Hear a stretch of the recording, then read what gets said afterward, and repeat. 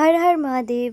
আজকে আমরা সবাই মিলে চলে গিয়েছিলাম আমাদের নালাগোলার শিবডাঙ্গির তিলভান্ডেশ্বর মন্দিরে। বাড়ি থেকে আমরা 3টের দিকে বেরিয়েছিলাম, মানে বিকেলবেলা। সকালের দিকে প্রচুর ভিড় হয়, তার জন্যই বিকেলে আমাদের আসা।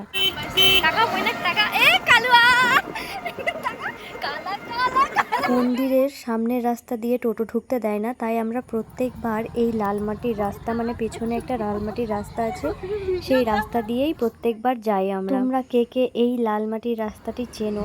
এই যে একজন স্কুল থেকে ডিরেক্ট শিবের মাথায় তো আমরা পৌঁছে গেছি তিলভান্ডেশ্বর বাবার মন্দিরে। আমরা ইচ্ছে করেই বিকেলবেলা এসেছি, কারণ প্রত্যেকবার আগে যখন আসতাম 10টার দিকে, তখন আমাদেরকে 2-3 ঘন্টা লাইনে দাঁড়িয়ে থাকতে হতো।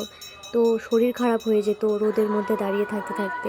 তার জন্যই আমরা সবাই প্ল্যান করেছিলাম বিকেলবেলা যাব, নিরিবিলিতে পুজো দিয়ে চলে আসবো বাড়ি। তো গিয়ে দেখি একদম ফাঁকা ছিল। তো আমরা সবাই মিলে একদম নিরিবিলিতে ধীরে সুস্থে পুজো দিয়ে এসেছি। অনেকেই আমাকে বলে, তোদের বাড়িতেই তো শিব ঠাকুর আছে, তোর আবার শিবডাঙ্গি যাওয়ার কি মানে হয়?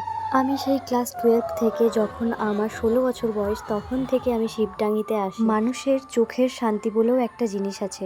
এখানকার এত সুন্দর একটা বটগাছ, বটগাছের নিচে এই যে মন্দির, আমার মনকে এতটাই শান্ত করে দেয়, সেটা বলে বোঝানোর না। তোমরা কারা কারা শ্রাবণ মাসে প্রত্যেকবার এই মন্দিরে আসো এবং এসেছো, তারা অবশ্যই কমেন্টে জানাবে। টাটা।